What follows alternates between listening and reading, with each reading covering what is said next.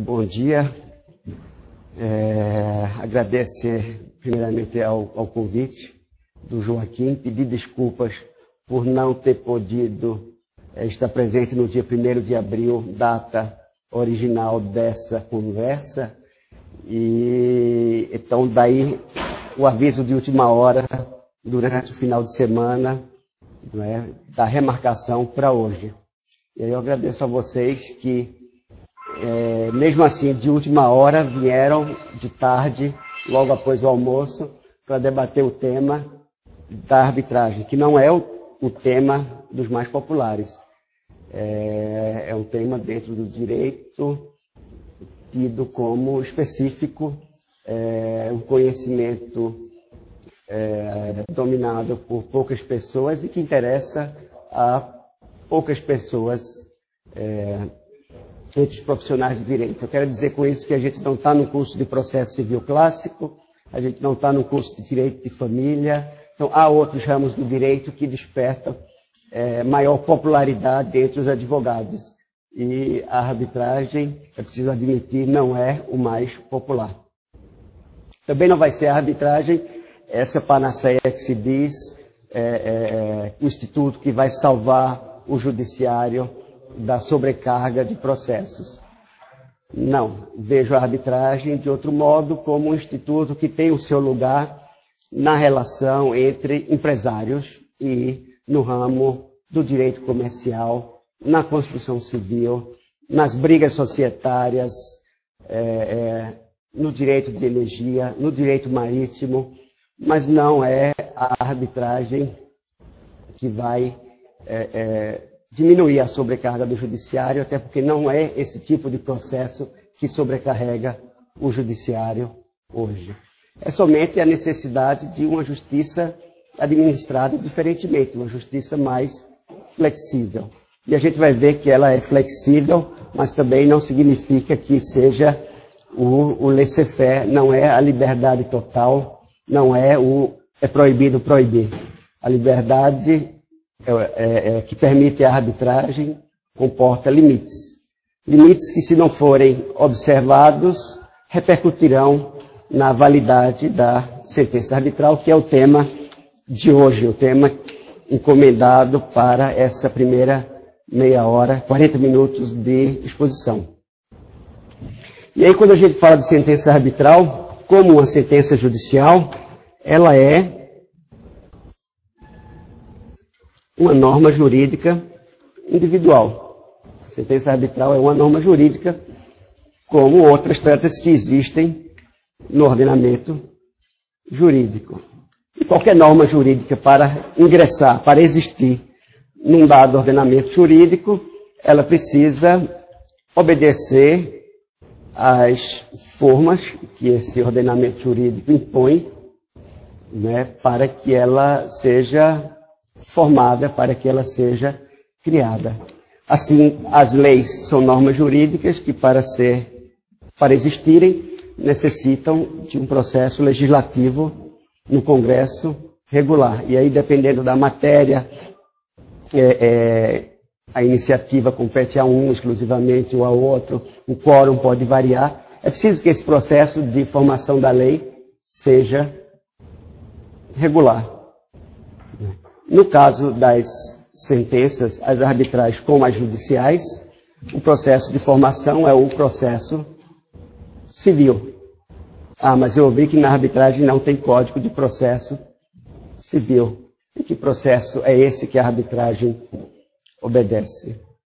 Então aqui a gente precisa ter claramente uma primeira distinção, que é uma distinção que é clara entre processo e procedimento.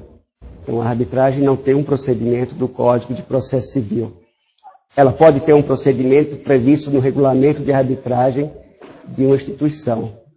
Mas ela tem, sim, ela necessita de uma relação processual, uma relação de instância, que é diferente do procedimento. É aquela relação que se cria entre o julgador e as partes. Aquela relação que é limitada pelo devido processo legal, que é uma de nossas garantias constitucionais. Então, as garantias processuais constitucionais devem ser respeitadas pelo árbitro. Esse é um primeiro aspecto que precisamos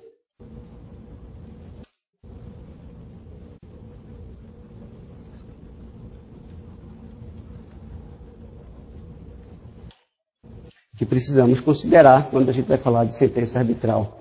Tem processo civil, sim, é uma matéria processual. Ninguém pode estudar arbitragem e se esconder atrás da falsa afirmação de que não precisa estudar processo. Ao contrário, é um processo mais sofisticado, um processo que talvez exija mais do que aquele que estamos habituados a praticar nos tribunais. E por que ele é mais sofisticado? Justamente porque as regras não estão pré-estabelecidas no Código.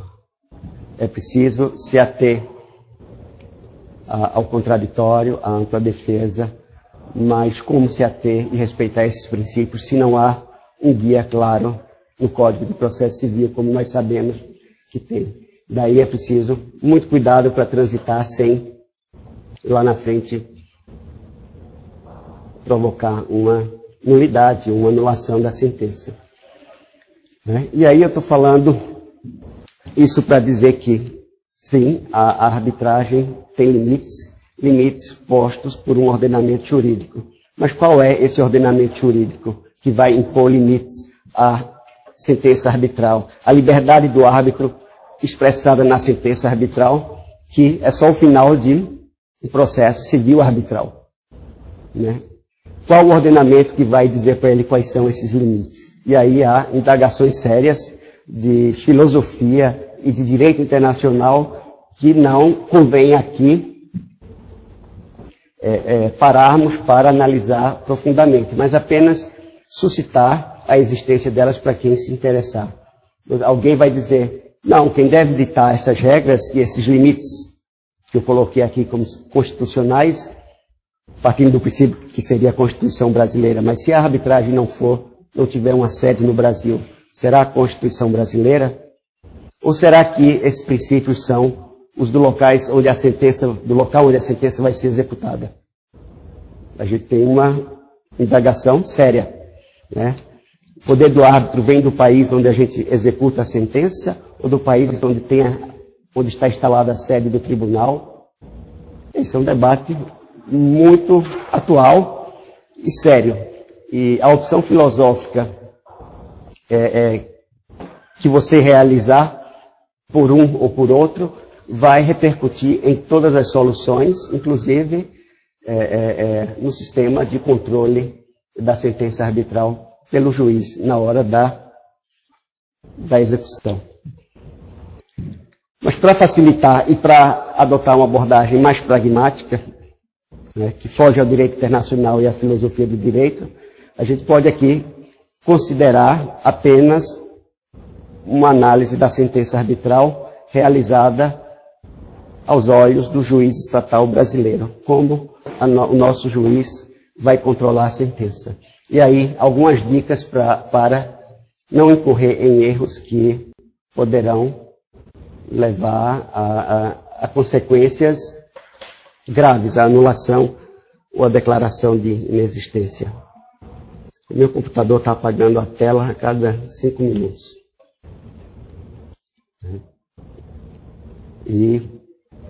Então, isso dito, a gente vai se concentrar na posição do juiz brasileiro. E o juiz brasileiro sempre vê a atividade do árbitro de acordo com as regras que o ordenamento jurídico brasileiro impõe.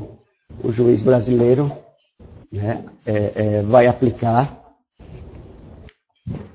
vai enxergar, vai analisar a arbitragem de acordo com o que diz o seu Código de Processo, ou de acordo com o que diz o direito civil brasileiro, ou um direito civil estrangeiro, se as regras de direito internacional privada do Brasil reenviarem para um direito estrangeiro a solução de cada caso.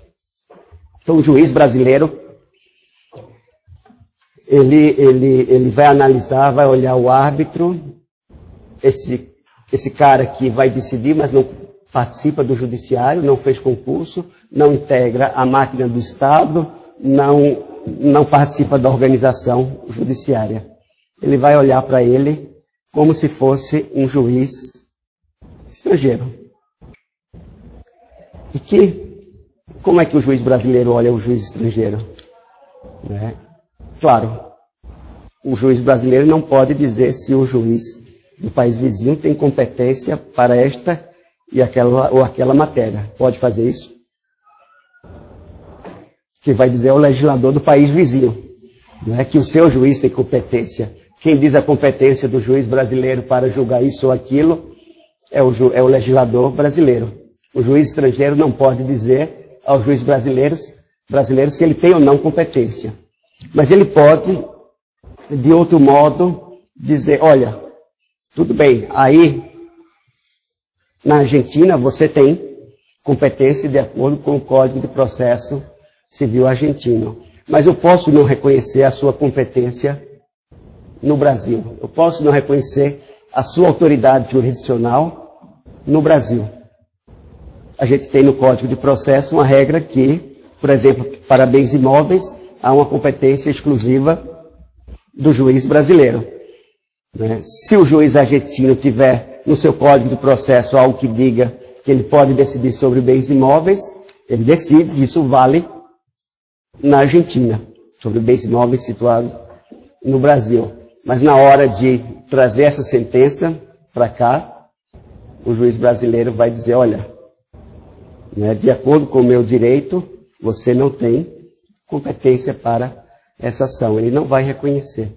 Essas regras que tem no ordenamento jurídico brasileiro, por intermédio das quais o juiz, nosso juiz, vai se pronunciar sobre a validade da competência do juiz estrangeiro em relação exclusivamente ao seu próprio ordenamento, chamam-se regras de competência internacional indireta. Olha que agora a gente volta um pouco para o direito internacional privado. E direito processual civil internacional. Regras de competência internacional indireta. É assim que um juiz do foro analisa a jurisdição de um juiz estrangeiro.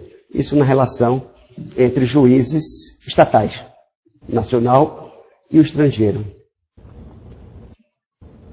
Se nós pensarmos um pouco, e a relação entre o juiz estatal brasileiro e o árbitro, que no fim das contas também é um juiz estrangeiro. Como é que ele vai analisar o poder jurisdicional do árbitro? Através das regras que o ordenamento brasileiro impõe para autorizar a arbitragem nas condições que o ordenamento jurídico brasileiro autoriza a arbitragem. Se em determinado caso essas condições não forem atendidas, ela vai dizer esse árbitro não tem jurisdição. Se o árbitro não tem jurisdição, ele não é uma autoridade jurisdicional. E sem autoridade não há norma jurídica. Aqui a gente retorna à primeira afirmação. A sentença é uma norma jurídica individual. Ela precisa obedecer os processos de formação válida dessa norma que ingressará no ordenamento. E nesse processo de formação válida da sentença, como de qualquer norma, é preciso uma autoridade para pôr a norma, falando em termos de direito positivo. Alguém vai pôr a norma e esse alguém é a autoridade normativa, seja o juiz, o árbitro, o legislador.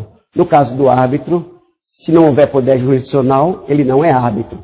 É diferente do juiz, que é juiz, pode ser incompetente, até absolutamente incompetente, mas ele permanece um juiz. O árbitro, sem poder jurisdicional, não é nada. E isso vai trazer duas consequências práticas muito sérias.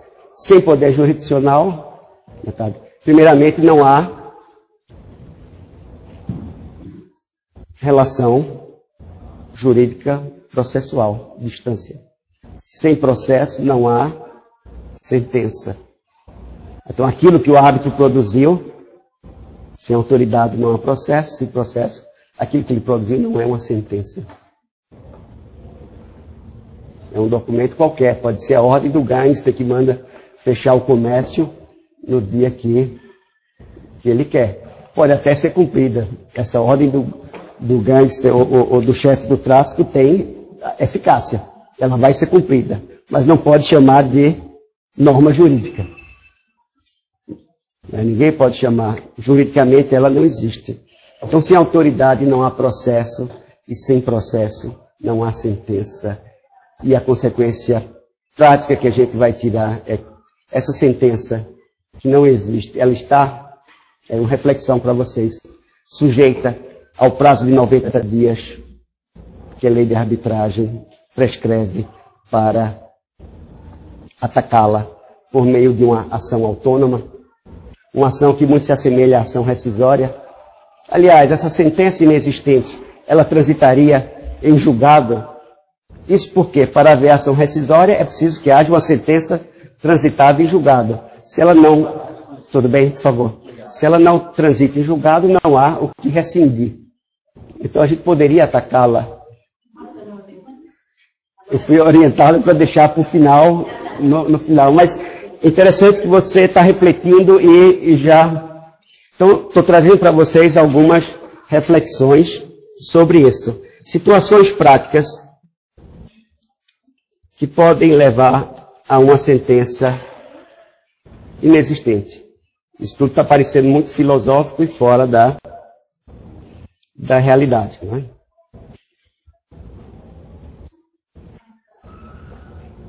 Vamos imaginar, aí aqui um problema, não é?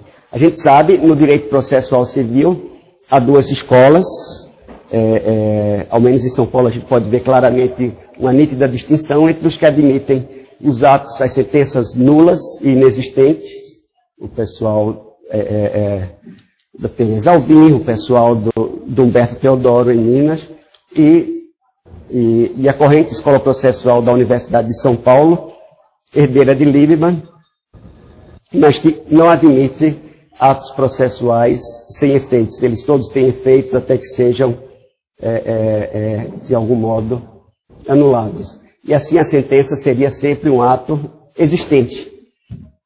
Mas mesmo o professor Dinamarco, ele admite que nessa hipótese, onde não houver uma autoridade, onde a pessoa que proferiu não for o juiz, a hipótese de um juiz que se aposentou, ou que não era mais juiz, ou que ainda não tinha assumido o cargo, ou foi o escrivão quem assinou, nessa hipótese o ato seria inexistente.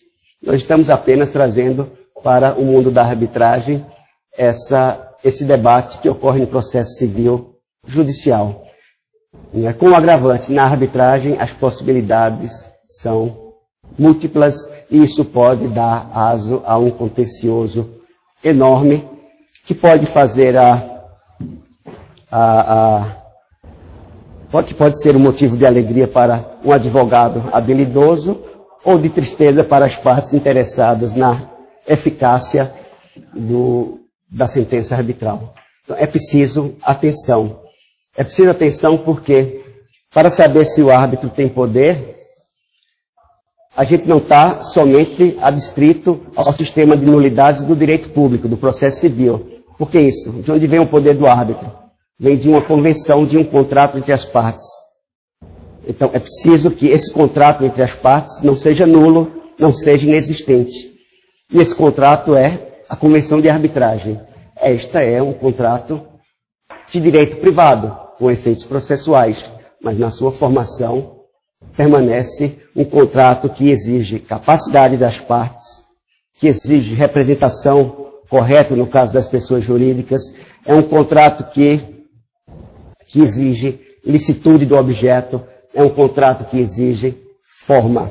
E quando os arbitralistas gostam de complicar a matéria, e quando eles falam em capacidade, normalmente se expressam em termos de arbitrabilidade subjetiva.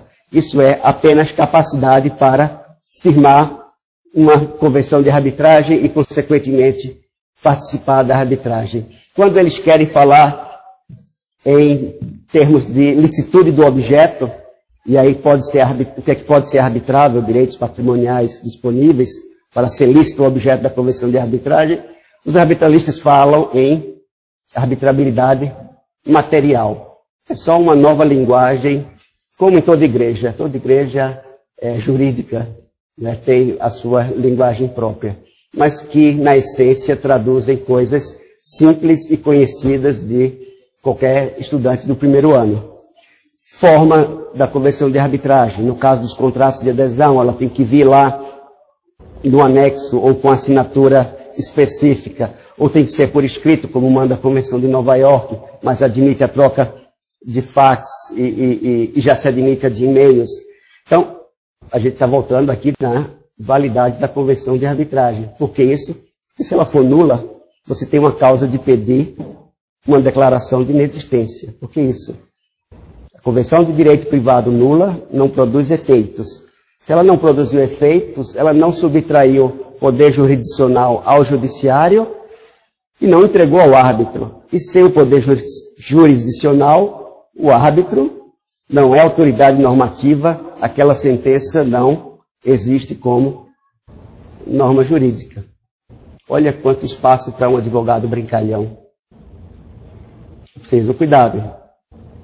Do mesmo modo, o debate em torno da aplicabilidade material da Convenção de Arbitragem. Às vezes é comum na redação da Convenção de Arbitragem, já está ali dito toda e qualquer controvérsia relativa a este contrato. Mas às vezes o negócio jurídico está em vários instrumentos.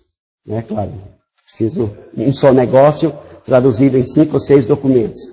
Aí as pessoas já começam a sofisticar a redação. Relacionadas a este contrato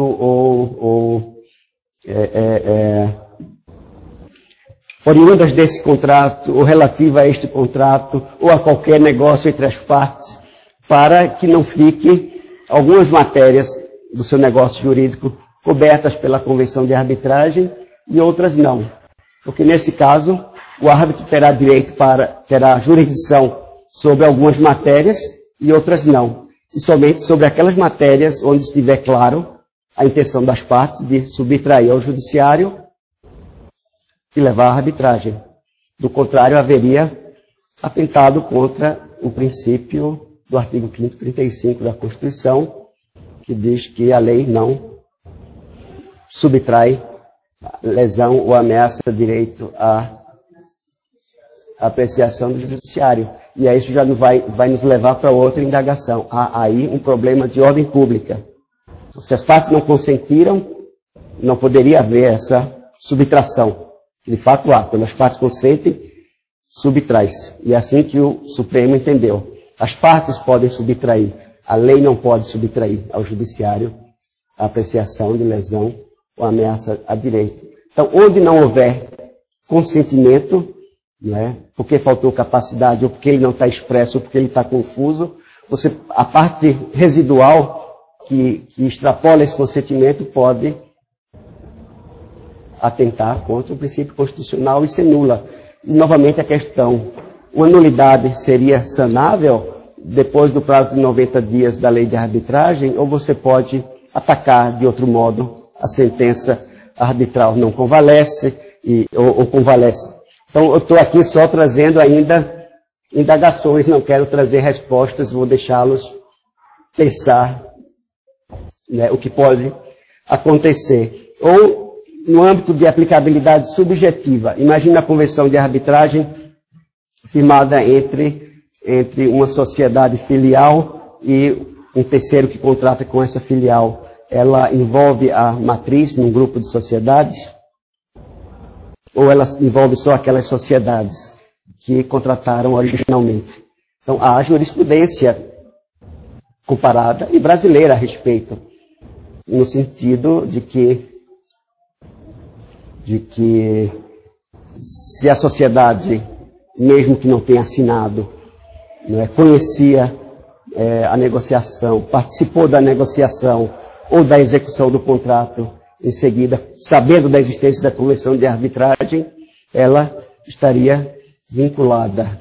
Né? Existe jurisprudência sobre isso em São Paulo e no Rio de Janeiro, nos tribunais de justiça. Então nós já estamos a nossa jurisprudência estatal sobre arbitragem não perde para o que a gente encontra de melhor no direito comparado. Mas é só um debate para você saber que quem não consentiu, e aí as partes precisam ver caso a caso se houve consentimento, mesmo tácito, né? Quem não consentiu não está obrigado à arbitragem. E se você obrigá-lo, estará novamente atentando contra princípios de ordem pública. E essa sentença vai ficar para sempre, assim, nula, insanável e existente. Talvez a gente possa atacá-la no momento da impugnação dos antigos embargos. Outra possibilidade é o transcurso do prazo de 6 meses para proferir a sentença. Vamos supor que esse prazo transcorreu, que a parte notificou o árbitro e ele não proferiu a sentença dentro dos 10 dias que a lei manda, mas depois disse que, nesse caso, a sentença seria anulável. Não haveria aí uma nulidade absoluta. Isso seria sanável. Primeiro, porque a parte precisa notificar. E, em seguida, se a parte a parte interessada não atacar a sentença nos 90 dias, esse vício estaria sanado. É o que entende a maioria dos doutrinadores. Mas aí há outra hipótese. No caso de a arbitragem ter sido instaurada a partir de uma convenção de arbitragem do tipo compromisso arbitral, o compromisso arbitral é uma convenção que serve somente para aquela arbitragem. Né? Se passam os 6 meses, né? Ali também a gente pode entender que se extinguiu a própria convenção de arbitragem junto com a quem fala em caducidade nessas hipóteses. Isso também pode ser utilizado por um advogado habilidoso. Né? Ou ainda, quando não há sentença, mas a própria convenção de arbitragem contém uma nulidade relativa e os atos jurídicos viciados por nulidade relativa ou anulabilidade produzem efeitos até que seja declarada a anulação, é diferente dos nulos que não produzem efeitos, os anuláveis produzem efeitos. Nesse caso, houve subtração de poder jurisdicional ao Estado, houve transferência para o árbitro e ele proferiu a sentença na condição de árbitro. Mas se logo em seguida a convenção é anulada, não sei o que aconteceria. Né? Ou durante a arbitragem, se a convenção for anulada, nesse caso é certo que ele deixará de ter poderes e se ainda assim insistir e proferir a sentença, ela será, mais uma vez, inexistente. O nosso tempo não permite uma análise exaustiva também dos casos em que ela não seria inexistente, mas seria nula, o que levaria a indagações parecidas com a que já foi rapidamente levantada, da possibilidade de isso ser sanado ou não, no prazo de 90 dias que a lei de arbitragem abre a parte interessada em atacar a sentença, e a lei de arbitragem fala em declaração de nulidade. Né? Mas se passaram 90 dias e eu não pedi a declaração de nulidade, pode novamente nos embargos ou na impugnação, tudo bom? Só que isso pode não ocorrer. Às vezes uma sentença arbitral não contém uma obrigação de pagar. Ela pode conter só, e aí você vai ficar sempre com aquela espada na sua cabeça. Né? Nesse caso, nunca vai ocorrer a execução. Ou, em outros casos, você tem que esperar a parte que tem algo a executar, declarado na sentença, né, ter o interesse de iniciar o processo de execução para aí sim se defender. Mais ou menos, o que eu quero dizer é que a gente fica refém do outro, se passaram os 90 dias. Não seria possível uma ação autônoma para declarar a nulidade disso? Eu não sei. As pessoas que estudam e praticam a arbitragem têm honrou a abertura de novas vias de ataque. Tudo o que se quer é segurança para a arbitragem, que nasceu como como um ambiente seguro para os negócios, algo mais célere, mais rápido e mais eficaz. A gente está vendo aqui que as possibilidades são amplas. Eu estou sem o controle do relógio, como está aí a 2h45. Eu deveria terminar agora, né? Exatamente nesse momento. E então o tempo foi embora, nós começamos um pouco atrasados, e o que eu quis trazer para vocês eu queria somente tirar todos da zona de conforto, para dizer que a arbitragem não vai desafogar o judiciário, né? A arbitragem é uma justiça administrada de modo mais flexível, mas também não é proibido proibir. Ela precisa respeitar regras, porque a sentença arbitral é uma norma jurídica. E essa sentença só vai ser válida se a formação dessa norma jurídica obedecer ao processo que o ordenamento jurídico estatal impõe a validade dessa norma jurídica. E para isso é preciso atenção, porque as possibilidades, né, de ataque e as possibilidades de vício que afetam a autoridade do árbitro e daí a existência da sentença são bem mais numerosas do que a gente poderia tê-las para atacar a autoridade jurisdicional de um juiz estatal. Fica a reflexão e a ideia de que é preciso preparo e estudo, porque há mais coisas do que sonha a nossa filosofia e do que propalam aqueles que só fazem a propaganda da arbitragem. Então, preciso uma análise uma abordagem mais séria, e você deve estar vendo isso no escritório. Então, a gente pode 5 minutos para... Eu queria falar alguma coisa e... Já chegou o próximo? Não, né?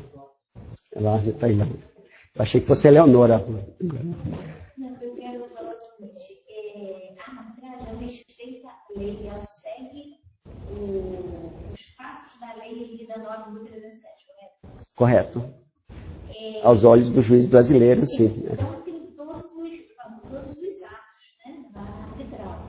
Tem lá, você tem que julgar a documentação, tal, depois, até fazer as alegações finais.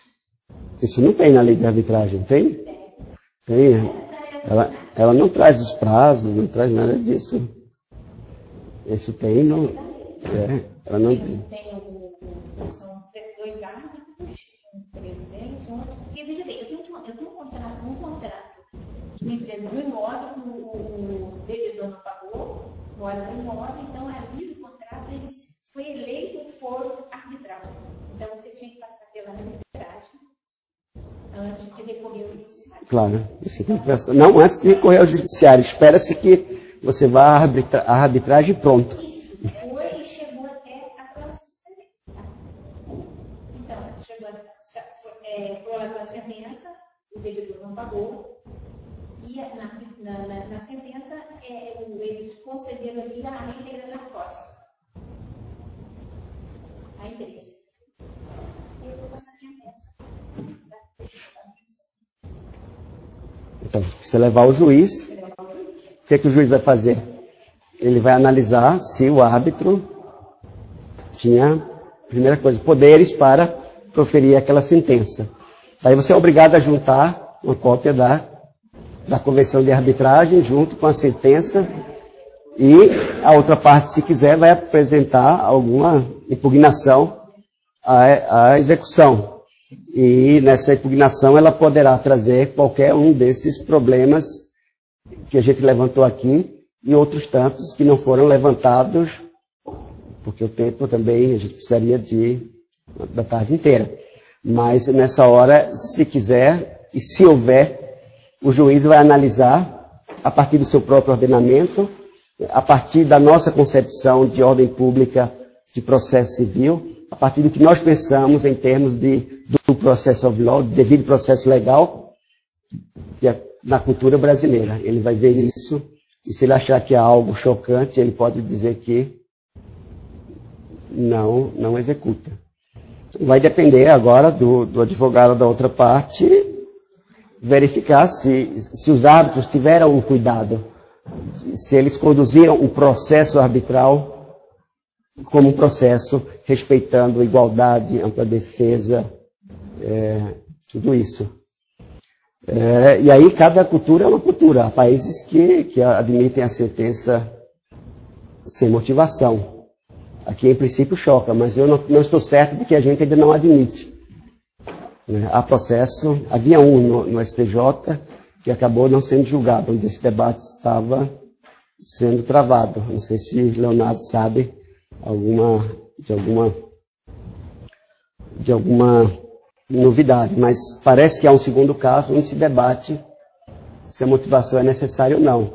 Mas o fato é que várias sentenças arbitrais sem motivação são homologadas no Brasil, essas que se chamam arbitragens de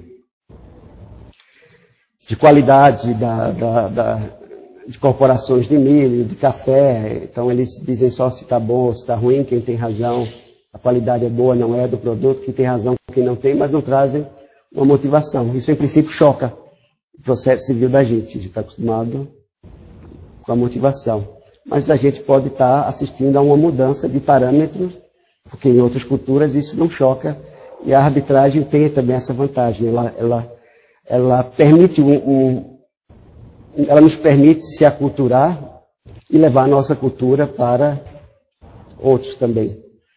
Então, quando a economia brasileira cresce, quando ela estava crescendo, a gente começou a perceber a língua portuguesa cada vez mais e mais utilizada em arbitragens internacionais. Então, as partes brasileiras já começavam a impor.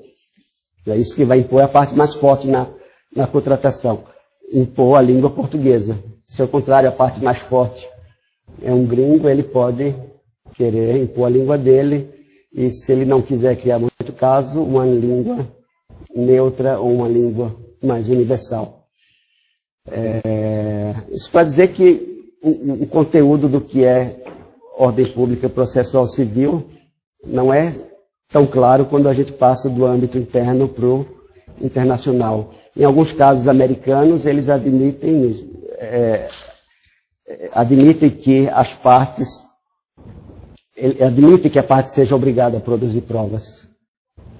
Tem as fishing expeditions, então isso parece não ser chocante.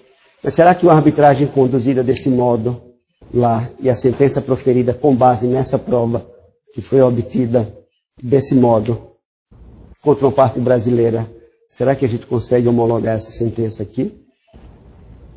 O juiz brasileiro vai olhar isso com os olhos do ordenamento jurídico brasileiro. O árbitro, por seu turno, quando está conduzindo o processo, ele tem que ter a sensibilidade de saber que aquilo pode, no local da sede, se a arbitragem for num país que permite esse tipo de instrução probatória, e ele tem que cuidar da eficácia da sentença se ela tiver que ser eventualmente executada no Brasil. Então ele vai pensar duas vezes, ele vai dizer, olha, aqui pode, mas lá no final, quando for executar, eu posso proferir uma sentença e a parte vai ganhar, mas não vai levar. Ela não vai conseguir homologar. Então, o que é contrário ao que nós aceitamos como processo civil, como ordem pública processual, muda de país para país, muda com o tempo, dentro do mesmo país. E imagino que através da arbitragem a gente está quebrando alguns parâmetros. Se para o bem ou para o mal, nós vamos ver. Agora eu vou deixar vocês, que é uma maratona hoje. Obrigado, gente. Pode ser. Professor, em relação assim, a custos, né, de sabe, a arbitragem depois de casa, não. Uma parcela poderia comum maior, um tipo de relações mais restritas. Em relação a custos, a celeridade do processo eleitoral compensa os custos mais elevados? Como é que é essa? É uma conta que cabe a cada usuário fazer. A celeridade, de um lado, você vai pesar, e aqui a gente está fugindo ao tema da aula, num bate-papo, mas assim, o que você tem que pesar de um lado, você tem celeridade, o que pode ser um mito também. Quando a gente pede uma perícia na arbitragem, a gente já sabe de antemão que vai demorar mais um ano. Porque depois da perícia, as partes vão se pronunciar sobre a perícia, provavelmente haverá uma audiência para as partes inquirirem os peritos vão lá defender o seu trabalho, e as partes com seus assistentes técnicos vão tentar desqualificar o trabalho do perito ou tentar sustentar o trabalho do perito de acordo com o interesse de cada um. A audiência vai ser gravada, vai ser transcrita, isso tudo é custo. Talvez traduzida, se o perito não fala o idioma da arbitragem, ou uma testemunha, no caso de audiência de testemunha, não fala o idioma da arbitragem, isso custa dinheiro. Gravação, transcrição, tradução, se for preciso, dinheiro e tempo. Então, e as perícias, muitas vezes, demoram bastante e são bem caras. O perito não é, um bom perito não é barato. Então, essa coisa você vai pesar, a celeridade relativa, o custo é caro, a arbitragem, os advogados cobram caro, os árbitros não são baratos, os peritos são caros, então não é para toda lide, não é a pequena causa que vai desafogar o judiciário porque vai migrar para a arbitragem. Eu não vejo esse futuro. É uma arbitragem que é para lides complexas entre empresários que se dispõem a gastar mais para ter uma lide mais bem analisada. A verdade acaba surgindo de todo esse confronto. As audiências costumam durar dias. As audiências de inquirição de testemunhas, as testemunhas são inquiridas diretamente pelos advogados. E é aquilo que eu falei da aculturação, a gente já herdou na arbitragem brasileira um pouco esse modo de fazer. Os advogados questionam diretamente a testemunha, primeiro a parte que arrolou, depois a parte seguinte. E algumas testemunhas se sentem constrangidas, porque até um pouco, às vezes chega a ser um pouco agressivo. Então, a coisa é mais esmiuçada, há mais chances de a verdade aparecer, mas não é mais barato, e talvez demore. Eu tenho um caso de 2009 que está terminando agora, mas eu acho que se estivesse no judiciário demoraria uns 20 anos e é caro, as partes. Esse caso é o mais antigo em uma instituição, um caso que me dá vergonha até. Eu falo, poxa, como é que esse caso está comigo e é o mais antigo? Tem que terminar logo para não ficar exposto. O que se espera é que haja celeridade. Então, depende do número de incidentes. O advogado, como no processo judicial, ele pode ter a tentação de criar vários incidentes.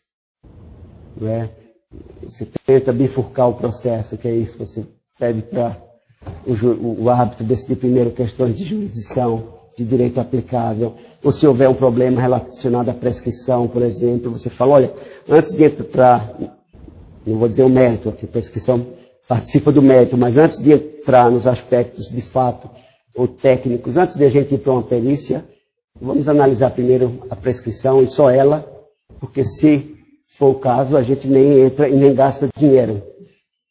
Isso tem um lado bacana, você fecha o debate ali, troca memoriais ali e decide só aquilo. Você não vai ali no princípio da eventualidade apresentando tudo em toda a petição. Depois a gente discute o resto. Se der certo, economizou-se muito dinheiro, mas se não deu certo, perdeu-se algum tempo. Cada caso é preciso analisar. Né? Eu ficaria com vocês a tarde inteira, mas eu estou constrangido, porque senão o último, o das 6 horas, né? As 6 horas últimas. O das 6 horas vai começar às 9, né? Cada um atrasa um pouquinho. Está aqui.